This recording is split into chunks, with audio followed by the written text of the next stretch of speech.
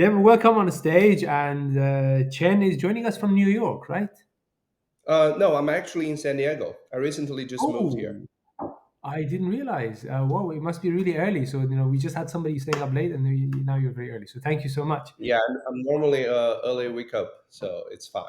Yeah, we really appreciate it. So, yeah, Chen is going to be telling us about nanopores for quantum dots, color converted micro LEDs. It's a very interesting technology, actually, and I'm sure the audience will like learning about it. Thanks, everyone. So today I'm going to introduce you the NPQD micro LED, which is nano-pores with quantum dots LED. As you may know, it's a very unique technology. We actually called it a quantum dot in-chip technology, which is a major difference between any other QD technology where they put it into polymers or other ink or different things. Instead, we put it directly into the micro LED chip. So, a little background of our company, Saphlux. We are a company started from Yale University in 2015, where I co-founded this company with Professor Junhao at Yale. His research was mainly focused on gallium nitride based materials. So our company naturally started to commercialize some of his technologies in the lab, and then developed the two major technologies. One is semipolar, the other one is NPQD, which is the one we're going to mainly cover today. And with these two core technologies, over the years, we have developed now three major products, and today we're going to introduce you two. The first one is called the R1 NPQD micro LED chip. It is a red micro LED chip that is made by quantum dot converted LED. So we mainly use this for over 100-inch displays in public information, in conferences, all that. And that product is now in mass production. And we also have we called a T1 micro display solution that's mainly for AR application, which I'm going to introduce later on. So right now we have about over 100 employees around the world and have operation in US, China, and Japan. And we have roughly 40 customers globally, mainly in the display application.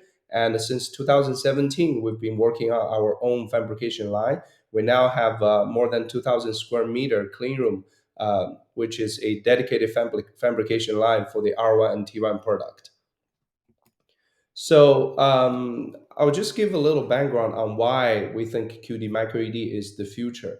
Over the years, QD micro LEDs has been drawing a lot of interest, and we've seen mainly three major benefits or the advantage people want to take into the display application. The first one is the red LED efficiency. As you may know, as the LED size shrinks from the millimeter size to the micrometer size, especially to the high resolution application in the couple micrometer size, the red efficiency decreases dramatically. As far as we learned, for the conventional Allen gap red LED, for the size of less than 5 micrometer, the efficiency can be reduced as low as just less than 5% in this application.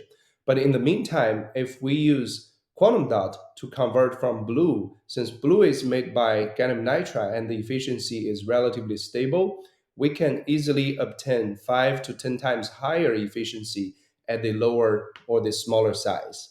The second one is cost, because traditionally when we make the micro LED display, we have to put three different types of LED and transfer that into one panel, right? That's what they call the mass transfer.